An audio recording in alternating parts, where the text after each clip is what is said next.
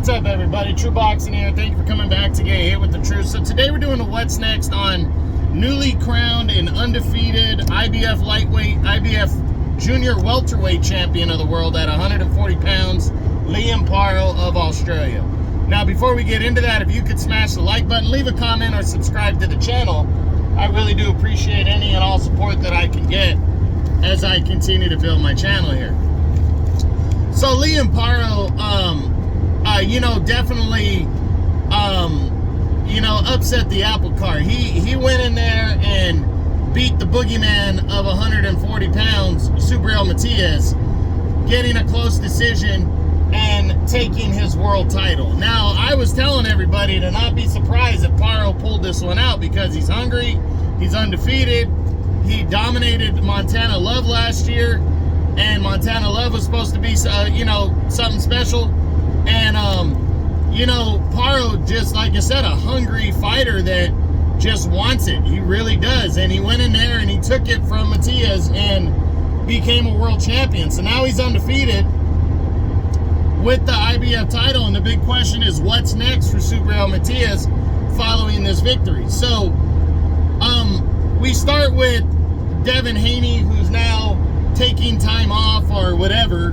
Who the fuck knows what he's doing, as he is the champion in recess in the WBC. He gave up his belt because he was just too emotionally drained from the Ryan Garcia situation, and because he got a low ball figure for his mandatory defense against Sandor Martin, and that really kind of pushed his fragile ass over the limit. So I don't think a fight between Haney and Paro is going to happen, even though they're both tied to DAZN and Matchroom, so I wouldn't be surprised. Then you got Teofimo Lopez, the WBO champion. If there was a unification bout to be made right here, I think Bob Arum and Eddie Hearn might come together for this fight. I really do. Lopez is a big name. He's a WBO champ. This one would make a lot of sense. So Lopez is fighting this weekend. Don't be surprised if he gets the nod to take on Liam Paro next. Then you got Josh Taylor, the former unified champ. This one, now that Catterall has moved on to fight Prograis in August, is there enough time for Josh Taylor coming off that big performance? Would he go to Australia to fight Liam Paro? Top rank, in Queensbury would have to work with DAZN and Matchroom. But for a title shot, and this given that this was the original world title that Josh Taylor won, the IBF belt, he might do it. I'm leaning towards less than 50%, but I wouldn't be surprised either. So let's just say that. Then you got Jack Catterall. Jack Catterall's fighting Regis Prograis next. If he beats Prograis, and I think he's going to come into that fight as the favorite, if he beats Prograis, I think there's a decent chance we could see, Paro take on Catterall if Paro is granted an exception to making his mandatory. I want to throw the mandatory in. I kind of forgot about that at the beginning of the video. Paro has a mandatory due against undefeated Richardson Hitchens. Now, is he going to fight Hitchens to come overseas? I think there's a solid chance that he makes his mandatory against Hitchens next to get it out of the way, and then focus on unification bouts next year. But you never know right there. It's kind of a toss-up on whether that is possible or not. You got Jose Ramirez. If an exception is granted, Jose Ramirez works with Golden Boy and is also with DAZN. That might be a possible fight right there between him and Paro for the IBF title. Then you got Sandor Martin. Well, Martin is tied up no matter what he does, win or lose. If Martin beats Alberto Puello, he is tied up to fight Gary Antoine Russell next. If he loses, I don't think Paro's going to want to fight him. So that's just where it lands. And we don't know when Martin and Puello is going to happen yet. So it's considering Puello and Paro's victories were on the same night, they're probably going to fight around the same time. So I don't think Martin would be available anyways, no matter what.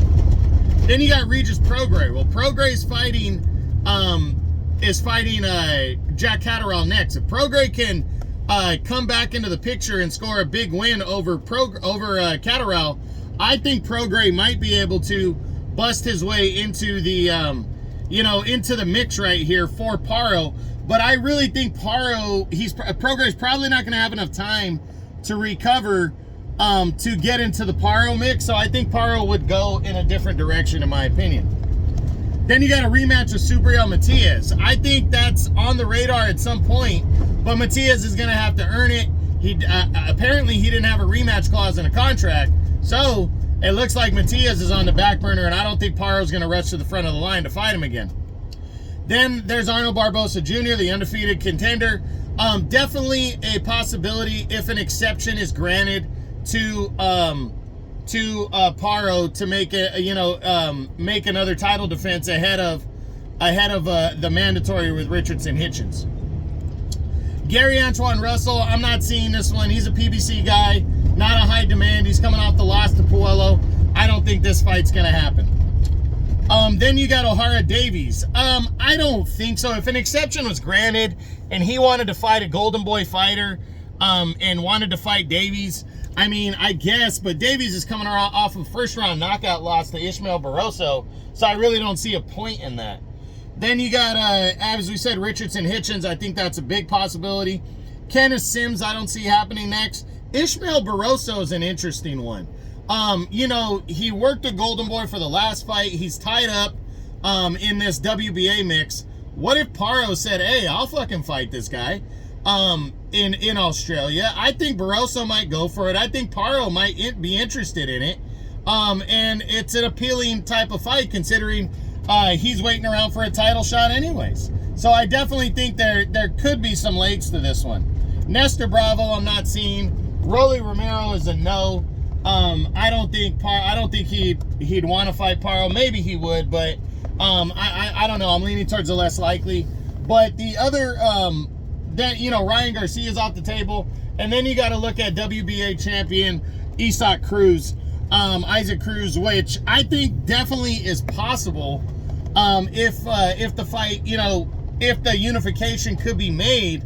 But I really think Cruz is just more gonna fight go in another direction.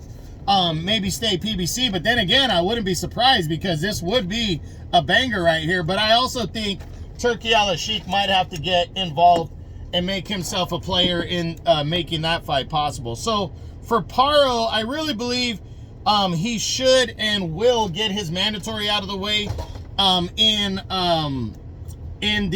Richardson Hitchens. If a bigger fight is available for him towards the end of the year, then go for it. But if not, get the mandatory out of the way so he can focus on big fights, unification bouts next year. But if there is a unification bout to be made, I really believe Teofimo Lopez might be a possibility, and he should pursue that one. But Lopez might want to stay away from southpaw boxers right now, given the way he's looked outside of Josh Taylor. But I also think Josh Taylor is a good option.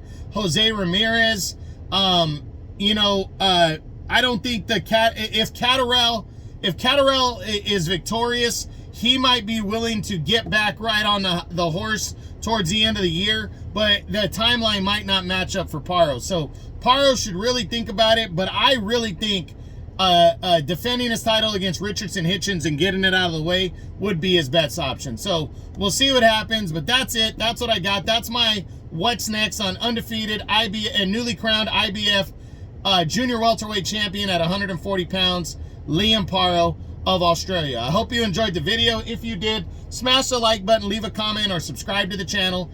I appreciate any and all support. This is True Boxing. You've been hit with the truth.